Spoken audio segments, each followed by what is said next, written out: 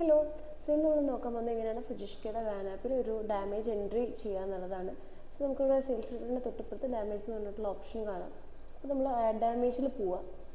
അതിനുശേഷം നമുക്ക് ഒന്നില്ലെങ്കിൽ ഐറ്റം സെർച്ച് വെച്ചിട്ട് ചെയ്യാം, അതല്ലെങ്കിൽ നമുക്ക് കസ്റ്റമറിനെ വെച്ചിട്ട് വേണമെങ്കിലും നോർമൽ ഇപ്പോൾ വാനിൽ ഡാമേജ് എന്തെങ്കിലും ഉണ്ടെങ്കിൽ നമുക്ക് നോർമൽ ജസ്റ്റ് ഐറ്റം സെർച്ച് ചെയ്യാം.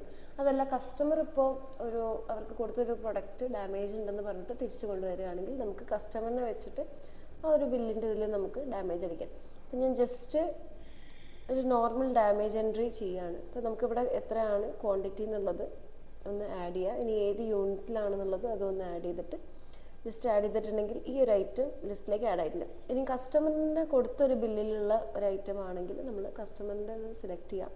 അതിനുശേഷം ഏതാണോ ഐറ്റം ഡാമേജ് വന്നത് അവരുടെ ബില്ലിൽ നിന്ന് ആ ഒരു ഐറ്റം ഇവിടെ നിന്ന് സെലക്ട് ചെയ്യാം. അപ്പം ഞാനിവിടെ ആപ്പിൾ ലെസ്സി എന്ന് പറഞ്ഞിട്ടുള്ള ഒരു പ്രൊഡക്റ്റ് ആഡ് ചെയ്തിട്ടുണ്ട്.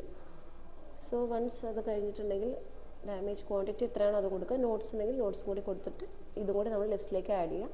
അതിനുശേഷം ഇതൊന്ന് സേവ് ചെയ്യാം. സോ ഈ ഒരു ഡാമേജ് എൻട്രി നമ്മുടെ കംപ്ലീറ്റ് ആയിട്ടുണ്ട്.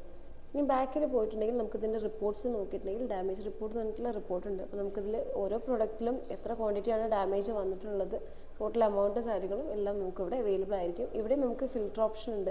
നിങ്ങൾക്ക് ഏത് ദിവസത്തെയാണ് ഏതെങ്കിലും കസ്റ്റം ഡേറ്റ് അതല്ലെങ്കിൽ കഴിഞ്ഞ മാസം എത്ര ഡാമേജ് വന്നിട്ടുണ്ടെന്ന് കംപ്ലീറ്റ് നമുക്ക് ഫിൽറ്റർ ചെയ്യാനുള്ള ഓപ്ഷനുണ്ട്.